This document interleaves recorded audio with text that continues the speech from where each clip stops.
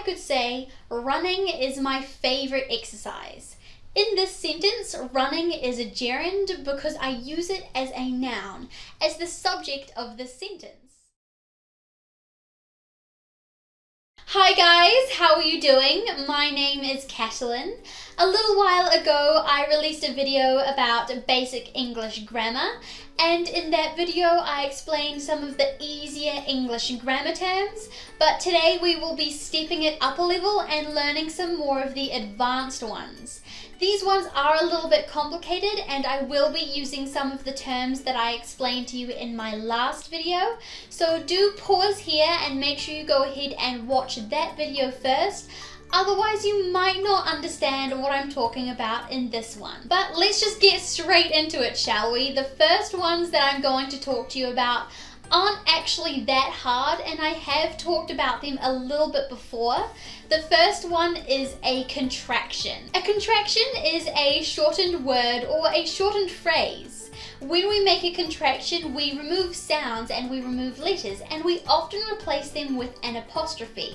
An example of a contraction would be don't. Don't is a contraction of do and not. So when we make this a contraction, we take away the O and we mash the two words together and we replace that O with an apostrophe. I have a lot of videos on contractions on my channel because I think that they are a great way to improve your spoken English, because we use them a lot in our everyday language. So if you are interested in watching those, I have left them in the description box down below for you. Our next term is a pretty easy one. It is interjection. An interjection is a word that expresses a sudden emotion. It's an exclamation. An example of an interjection might be oh, or wow, or ouch. So all of these things are things that you would say when you have a sudden emotion. That is what an interjection is. And the next word is an article. I have a couple of videos on articles as well because they can be confusing, but I will tell you what they are in this video as well. So an article is a word that tells us if a noun is specific or non-specific. In English, we have two different kinds of articles, and they are definite and indefinite. Our definite article in English is the, and our indefinite articles are and an. If you would like to watch my videos on articles where I go into a little bit more detail as to how you use them correctly, I've also left those videos in the description box below. Our next grammar terms are a little bit confusing, and I do intend on in the future making a specific video on these to really get in depth and explain them, but in this video I will just give you a quick summary as to what they mean. So the first complicated term that we have is a gerund.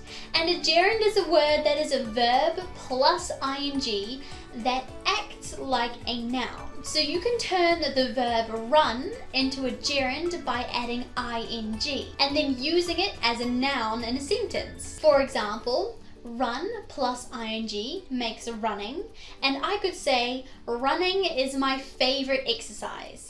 In this sentence, running is a gerund because I use it as a noun, as the subject of the sentence. The fifth term for this video is a participle. A participle is also a word that is formed from a verb, but instead of using it as a noun like a gerund, we use it as an adjective. A helpful hint for you is that a participle will almost always end in ing or an ed. And if it ends in ed, it means that that thing happened in the past. So let's take a look at an example. Cooked chicken is good for you. In this sentence, cooked is our participle because it comes from our verb cook, and we added ed, which makes it the participle, and it's also used as an adjective. It describes the noun chicken. And our final term for this video is an auxiliary verb. It's also sometimes called a helping verb. These words often help us express the tense of a verb. So if that thing happened in the past, or it's happening in the present, or it will happen in the future. Our main auxiliary verbs are to do, to be, and to have, and all of their forms as well. Let's take a look at the sentence, I am teaching English. In this sentence, Am is our auxiliary or our helping verb. Am is the present tense version of to be. So am tells us that teaching is happening in the present tense. It is happening right now. Okay, so that is all for today. I hope those last terms weren't too complicated, but as I said, I do intend to make some more in-depth and in detail videos on those terms in the future. So if you would like to see those, please do subscribe so you don't miss them. And if you found this video helpful and enjoyable, please like it as well. And if you have any questions or video suggestions, please just leave those in the comments down below, or of course you can send them to me on my Facebook or Instagram. I will see you guys in the next one. Bye bye!